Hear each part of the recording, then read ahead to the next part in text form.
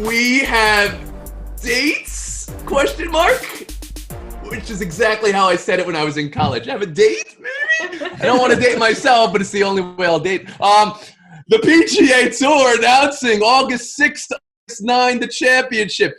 September 17 to September 20, the U.S. Open, and the Masters Tournament, November 12th, November 15.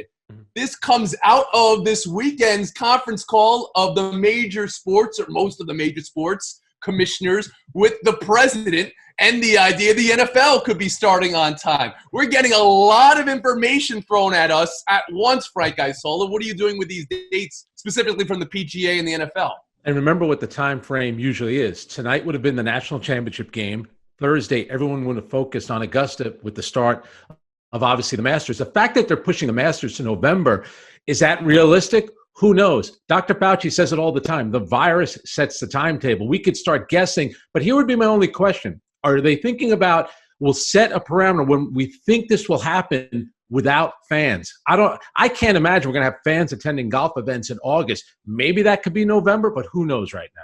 Well, then that would stand for football, if football were to start theoretically on time. You mentioned listening to Fauci there. I'll note there was no Fauci, no doctor, no scientist on that conference call with the commissioners. Pablo Torre, bring you in here. When you hear dates like this and the optimism, how do you feel?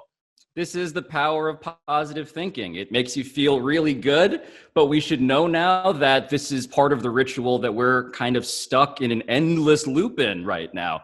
We set dates, those dates get pulled back, and that is going to be the tradition unlike any other for a long time. And so, Tony, it's a problem that doctors and scientists are not the ones saying this. When you have business people saying this stuff, I think there's an interest on their end in terms of getting all the sports back. I share in that interest. I want Jim Nantz back in my life as much as anybody else. But I have a hard time seeing golf, which is already socially distanced by nature. So maybe that can come back soon. So you think golf is different? Like golf can be played? I think golf and tennis, those sports without fans, maybe that is realistic for late summer. Yeah. But to extrapolate anything beyond that to the other sports, that's where I am off the positivity train. Mm-hmm. Interesting. Mina Kimes, your view of it? Well, I think Pablo makes a very good point about extrapolating anything from golf, setting a timetable, right? There's a very big difference between a couple of golfers and caddies, maybe a small crew, and an entire college football game, even without fans.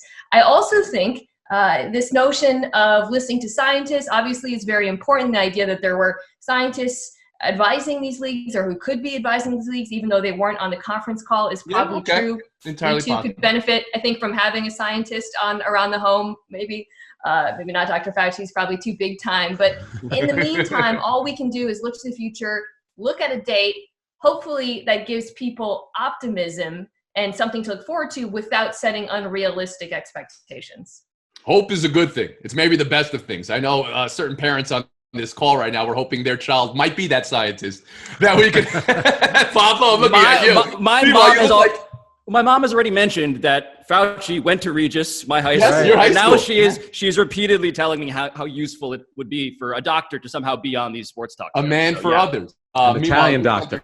You're casting Little Shop of Horrors behind you right now. The point is, you take this information. Everyone wants optimism. Please give me optimism. I would prefer it from scientists as well as, but I'll take it from anybody right now, because you imagine that weekend in November with the Masters going into the NFL. Oh my goodness, how incredible was that? But you also have to, optimism is important. Preparation is the most important thing. And we're all spitballing ideas on how to do our job whenever things might return to just a window of normalcy. But then you also have to take in the information we got from the Surgeon General this week, that this would be the saddest, darkest week of our lives.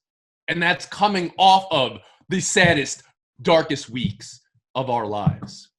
We'll be back talking more sports around the home in a bit.